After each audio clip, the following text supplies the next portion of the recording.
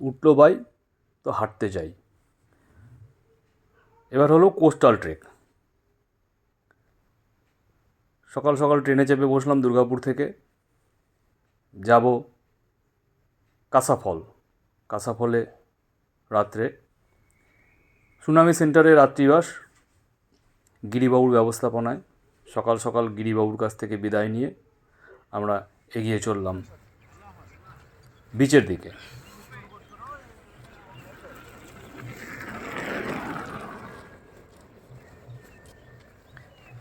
যাব কাসাফল থেকে দীঘা, দুদিনের হাঁটা, বেশি না, এই এক দিন। প্রথম দিন 20 কিলোমিটার, তারপরের দিন 20 কিলোমিটার একটু কম। কোস্টাল ট্রেক শুরু করলাম কাসাফল থেকে যাব দীঘা।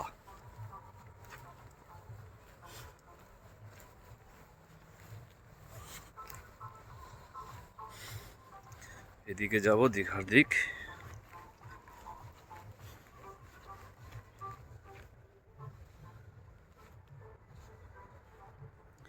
সকাল সকাল হাঁটা শুরু করে দিয়েছিলাম, কারণ সমুদ্রের পাড়ে রোদ উঠলে হাঁটতে একটু অসুবিধা হয় বলে আমরা 6:30টায় বেরিয়ে পড়েছিলাম। সূর্য সবে উঠেছে।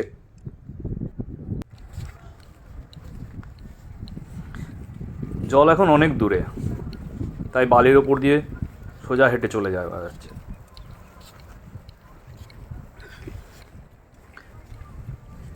রোদের তাপ কম, তাই বীচ বরাবর হাঁটতে মন্দ লাগছে না।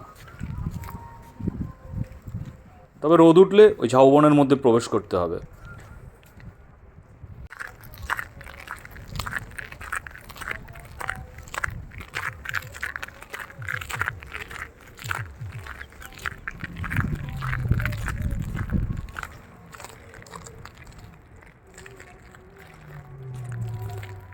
তাড়াতাড়ি চলে আয়, ব্রেকফাস্ট করতে হবে, অনেকক্ষণ হেঁটে ফেলেছি।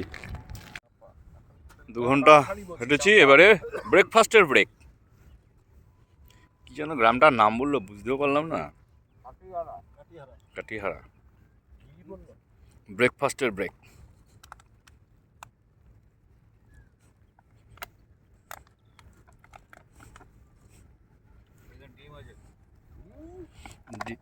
কলা, পাউরুটি, ডিম নাস্তা, বাহ।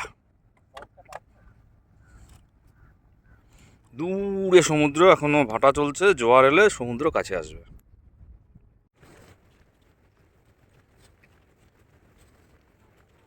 ব্রেকফাস্টের পর আবার হাঁটা শুরু, এবার একটু পা চালিয়ে এগিয়ে চলেছি দাগাড়ার দিকে। দাগাড়া আজকে গিয়ে যেখানে থাকবো, দাগাড়া।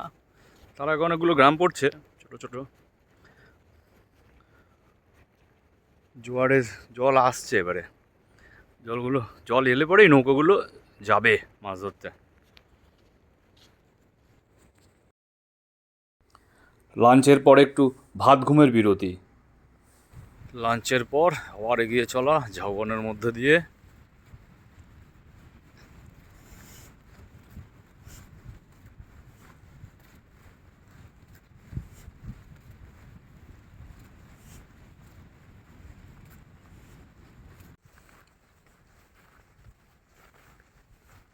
এই কোস্টাল ট্রেকটা চাঁদিপুর থেকেও করা যায়।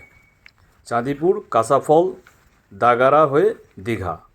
আমাদের হাতে সময় কম থাকায় আমরা কাসাফল থেকেই যাত্রা শুরু করি। এ কোন বিচে এসছেন বাবা?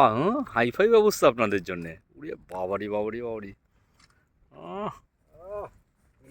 ক্লাবে হবে হবে।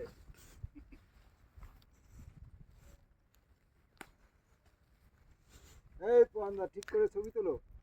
আরে এই পান্ডা লোড ফেলিওর হয়েছে, লোড ফেলিয়ার হয়ে গেছে। লোড টেস্টিংয়ে ফেলিওর। দাগাড়ায় যখন প্রবেশ করলাম সন্ধে। আগে থেকেই ঠিক করা ছিল প্যারাডাইস হোমস্টেতে, সেখানে দারুণ সুন্দর রাতের আহারের ব্যবস্থা। পরদিন সকালে প্যারাডাইস হোমস্টের বিদায় জানিয়ে আমরা এগিয়ে চললাম দীঘার উদ্দেশ্যে। প্রথমেই সুবর্ণরেখা নদীর পাড়ে মাঝির অপেক্ষায়। মাঝি এলো ঘণ্টাখানেক পরে এবং আমাদের নিয়ে চলল সুবর্ণরেখা নদীর ওপর দিয়ে ওপারে।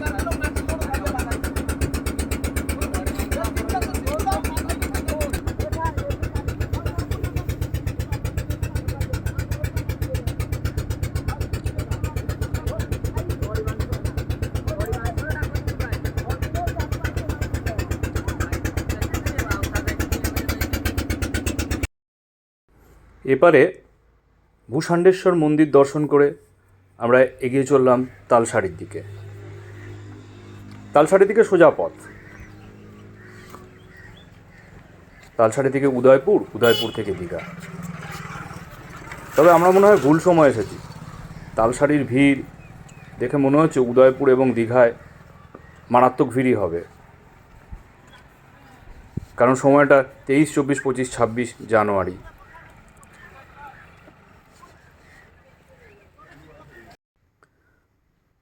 উদয়পুরে একটু লাঞ্চের ব্যবস্থা করে আমরা এগিয়ে চললাম দীঘার দিকে।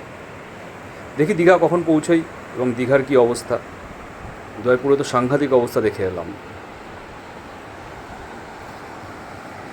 জানুয়ারি মাসের 23, 24, 25, 26 পরপর টানা 4 দিন ছুটি থাকায় ভিড় সাংঘাতিক। জানি না দীঘার কী অবস্থা হবে। অবশ্য কুছ পরোয়া নেই,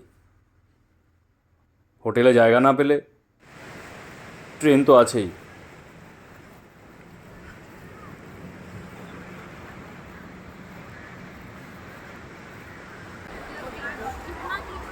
হ্যাঁ, অবশ্যই দীঘার ভিড় সাংঘাতিক। যদি হোটেল না পাই, কুছ পরোয়া নেই, আমাদের জন্য ট্রেন আছে। আমরা ট্রেন ধরে সোজা দুর্গাপুর।